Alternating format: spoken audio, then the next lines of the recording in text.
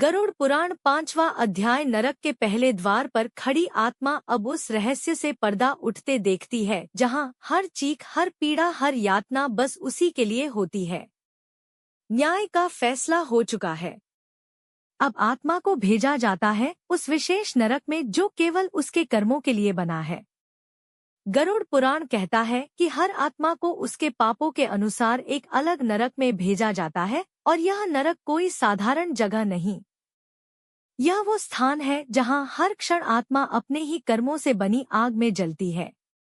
वहां कोई समय नहीं होता, सिर्फ अंतहीन पीड़ा होती है। जैसे ही आत्मा उस द्वार से आगे बढ़ती है, यमदूत उसका नाम पुकारते हैं और फिर शुरू होती है वो यात्रा जो केवल उसने अपने कर्मों से कमाई होती है। वहां वो दृश्य दिखाई देते हैं जो शायद किसी ने कभी देखे भी ना हो। उल्टे लटकते शरीर, लहू से भरे तालाब, कांटों से चुभती धरती और घसीटते हुए ले जाते यमदूत। गरुड़ पुराण वर्णन करता है 28 प्रकार के नरकों का। हर एक नरक किसी खास पाप के लिए है। तमिस जहां दूसरों को धोखा देने वाले अंधकार में डाले जाते हैं। असीपत्र वन जहां झूठ और छल से जीवन जीने वाले काटने वाले पत्तों के जंगल में फेंके जाते हैं। कुंभी बाग जहां निर्दोष जीवों को मारने वालों को उबलते तेल में डुबाया जाता है। रौरव जहां हिंसा, लालच और स्वार्थ से भरे लोगों को जला दिया जाता है।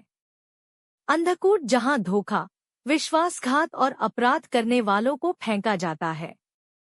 भर नरक आत्मा को उसका किया दिखाता है, शब्दों में नहीं, तपती हुई चीखों में। और आत्मा वो अब समझती है कि एक झूठ, एक लालच, एक अन्याय कैसे उसे इस हालत में ले आया।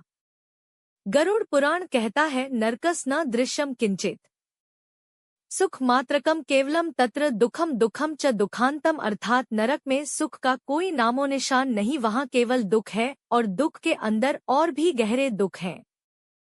कुछ आत्माएं रोती हैं, कुछ प्रायश्चित करती हैं, कुछ भगवान को पुकारती हैं, पर वहां कोई उत्तर नहीं आता।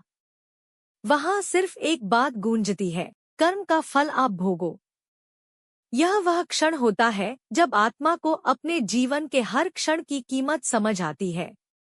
उसे लगता है काश मैंने समय रहते अपने कर्मों को सुधार लिया होता। काश मैं समझ पाता कि हर कार्य ईश्वर देख रहा है। और जब आत्मा की यह सजा पूरी होती है तब आता है अगला निर्णय। क्या यह आत्मा पुनर्जन्म पाएगी या उसे मिलेगा मोक्ष, या कोई और नरक उसका इंतजार कर रहा है? जानिए अगले अध्याय में पुनर्जन्म और मोक्ष का रहस्य, आत्माओं की अगली यात्रा।